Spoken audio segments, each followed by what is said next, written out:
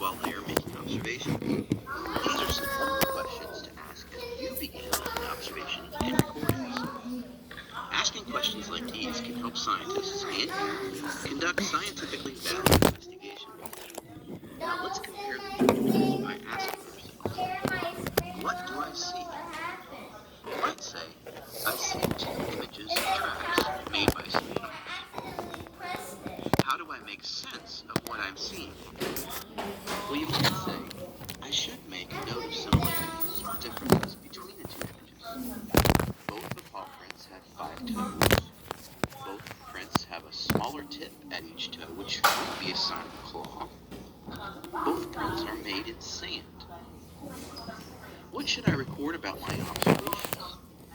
You might record, it seems that this animal or animals can walk in the sand, have 5 toes on each paw, and might have claws. To observe the paw prints even further, you could go down into details such as the length of the toes, the shape and size of each toe, or the depth of the paw print in the sand. This more detailed investigation might need the help of scientific tools such as measurement scales or magnifying glasses, and might involve more of the scientific inquiry processes. All right. Observe the two pictures closely using your observation skills. Now your work Choose the choices below that support your observations. You need to read the 5. Christopher, please stop asking to be a presenter. That's not necessary.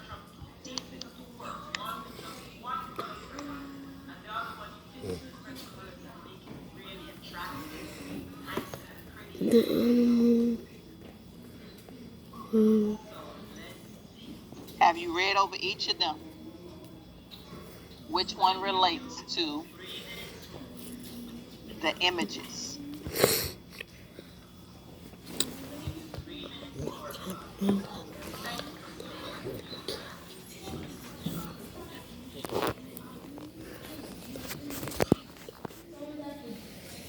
Nobody?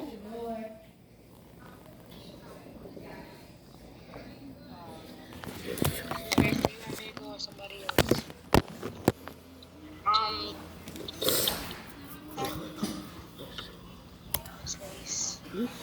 You're asking me a question I don't want to answer because it has no relevance to me. I'm looking for everybody to participate, and that hood off of your head.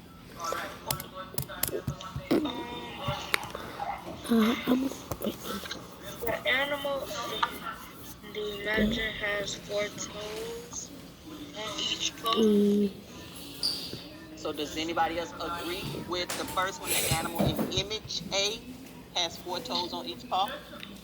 No. No, Yes. You don't agree with that? Yes? Which one is it? Yes. Yes. All right, so I'm choosing that. Is there another one that you want to say? Both animals made in the third one. Both animals. Calm down. Good God almighty, boy. It's not just one answer, so you still should be paying attention, Christopher. Yes, I got 100. In image B, there are 5. I think I can barely even see image B. So Can I do it for you? the question is, would you say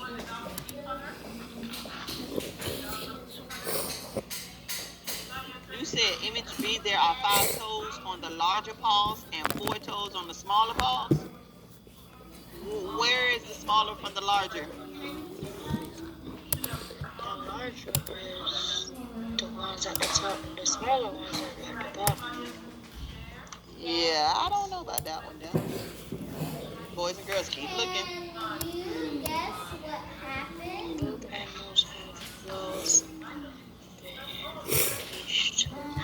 Christopher, I don't need you to read out loud for us, but you can mute your mic, please. I think that's the answer.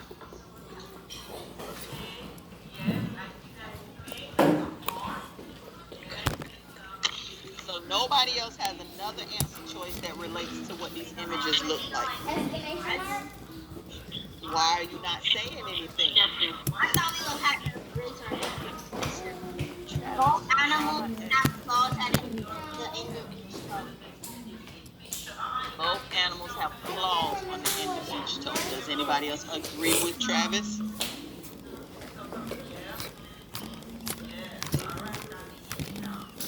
I do, but there's a better answer. So, am I picking the second one and the third one, or just the third one, boys and girls? Well, it says select. Come on, scientists. I need you to start thinking. It says choose. Oh, goodness. Come on, y'all. Should I be choosing both the second answer and the third answer, or should I just be choosing one of them? Both. Both. Both. Y'all sure about that? Wait. A and C, right? A. A and C. So take away B. Yes. Okay, so leave it as A and C.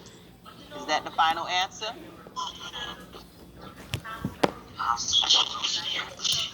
Remember, observations. You don't know what animal created these qualities, but you should be able to note some differences. Again,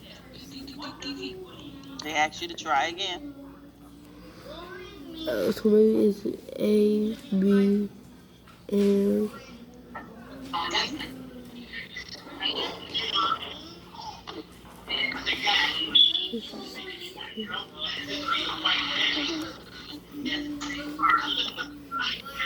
Is this it now, boys and girls? yeah. Because only one person answered, but there's a lot of background in somebody's background. All right. you've noticed that observations can be made about these two sets of tracks using your sense of sight, such as the animal prints in image A show 4 toes on each paw, but the image on the right shows 5 toes on 2 of the larger paws. Both tracks have different shaped paws, but both tracks seem to show claws on the end of the toes. It appears that these tracks were made from 2 different animals. Just for your information, the prints in image A are from a dog, and the prints in image B are from a squirrel. It's opposite.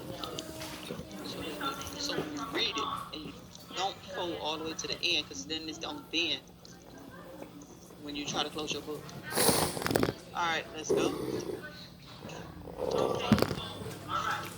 Let's continue with our observation skills and look at the beaks of these different birds. What did you observe? Did you notice how different the beaks are on all of these birds? The beaks differ in shape. Beaks are actually multifunctional tools, which they use to lay different things. Some examples of the function of a bird beak include weaving and building nests, defending their territory and food sources, attacking competitors or predators, communicating, gathering and capturing food. An example of a testable observation dealing with bird beaks could be to investigate whether the shape and size of a bird beak is related to what the bird eats. This would be a testable observation because we could observe each of these birds in their habitat to determine what types of food they most commonly eat and how their beaks move. So we can test these observations to help to support our predictions. Let's watch this video about how birds use their beaks to catch and eat different types of foods. From this video, we'll learn about how some beaks are better for eating certain types of food than others. The information in the video and behavior of the birds and the shapes of their beaks will all help us to answer the question, does the shape and size of a bird beak help determine what they eat? Click play when you're ready to watch the video, but make careful observations as you'll be asked to match some birds with their common foods on the next slide. Pay attention, boys and girls.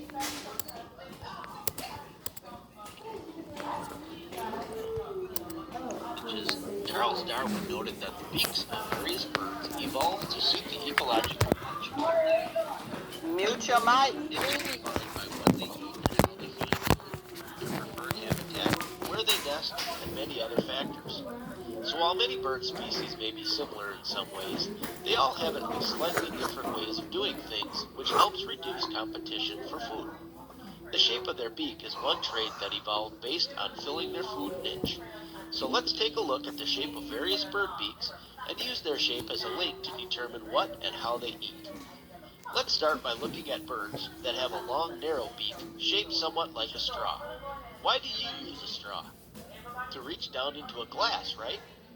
Birds such as the curlew and sandpiper are shorebirds, and they use their straw-like bill to reach deep into the sand, water, and mud to find small insects, crabs, and similar type foods.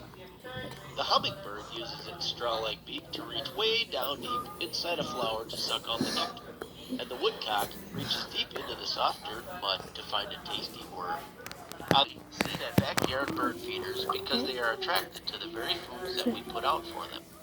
The tissue on the end of the beak of such birds is very hard, dead tissue. But in other birds, such as ducks and geese, the tip of the bill is very sensitive and contains nerves so that they can locate their food by feel.